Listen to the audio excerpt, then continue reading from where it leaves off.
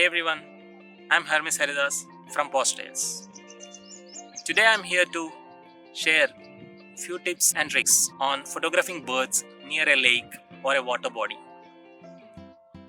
My first step to nature photography started with birds, so I have a good connection with them. I started bird photography with a Canon 500D and a Sigma 18-200mm lens. It was a picture of two crab plovers that was flying towards me, and I was able to freeze the flight shot. And that evening, I shared the picture with my mentor. He gave a lot of positive feedbacks on that picture. That was kind of a motivation for me to explore more into bird photography. The next morning, I again went to the same location.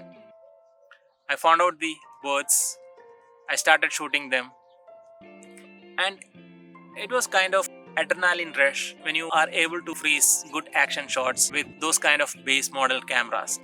I made this as a regular routine in my life. I started going to the same place again and again, started clicking a lot of photographs of the same species or the different species. This is how it all started. Now let's go back to the few important things that you should keep in mind while shooting birds near to a lake. The first thing is plan the right time to shoot. For me, when it comes to nature photography or wildlife photography or bird photography, early mornings and late evenings are the perfect time. So, kick yourself out of the bed before sunrise. Say for example 3:30, get up, get fresh. You should reach the location half an hour before sunrise. Because 10 minutes before sunrise and 10 minutes after sunrise is that beautiful golden light moments. You can make amazing frames with backlit and sidelit during this time. It's the same in the late evenings.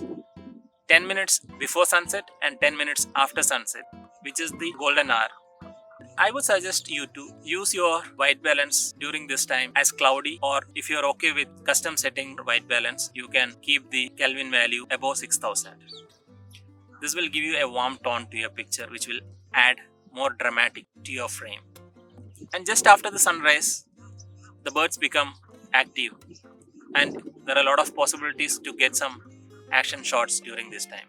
After the sun is up, you can change your settings, your white balance settings back to sunlight, or keep it like 5600, 5400, and you can come down to 4800 when it's very bright. The second and most important thing that you have to keep in mind is to go eye level to your subject. Not just birds, photographing any species, try to go eye level. This helps you connect your image with the viewer, and this method is always better with water birds. It's okay to lie down in the ground and get shabby. Trust me, the photos you will get are much worth going down and getting shabby. I've seen a lot of people who doesn't like to bend their knees. Please don't be in that category of photographers. Third is to take care of the background of your subject. As you know, this is a public place where people walk around. Most of the time, in your background, one or the other elements will appear, like humans or cars. I have lost a lot of moments due to these humans or the vehicle interfere in my frame. So always take care of doing a quick look on your background. You can find a lot of vegetations or trees around these lakes or water bodies. Try to move around and keep your subject as its background being some kind of greenery. That will help enhance your frame. And if you want to get a creamy background, you have to go for wider aperture. Wider aperture, I mean lowest aperture number, the f number of your lens. Some people might have the lens with f2.8, f4. So something less than 5.6 is always better to get a creamy background. Next is to be prepared for any kind of action shots. Especially the birds in water, they tend to move a lot, and you will get a lot of action shots. The actions happens in split seconds. Keep your eyes glued to your viewfinder and your finger on your shutter release button. You never know when the action happens. In that split of seconds, you have to click as much as possible.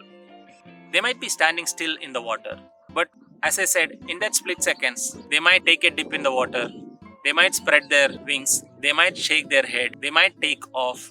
There are a lot of possibilities for you to get some nice action photographs. During the initial days of photography, you might find it very tough to judge the behavior of these birds. But when you keep going to the same places again and again, you will try to understand their behavior eventually. And gradually, you can expect what they are going to do next. You can judge what their behavior is. So, going to the same place regularly helps you to understand their behavior. The last tip I want to talk to you is about focusing and focus modes.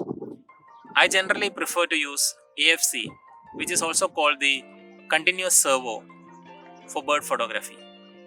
The birds constantly keeps moving, and in this mode, the camera will continue to focus if the shutter release button is half pressed.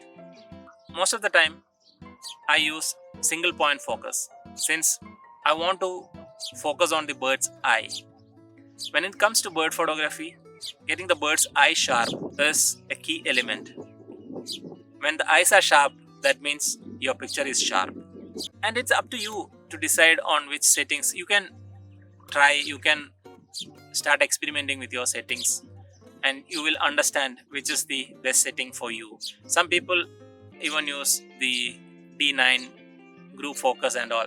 So try around and see which one suits you the best.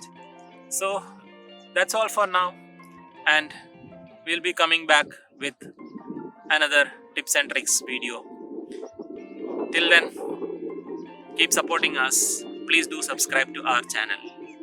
Thank you so much.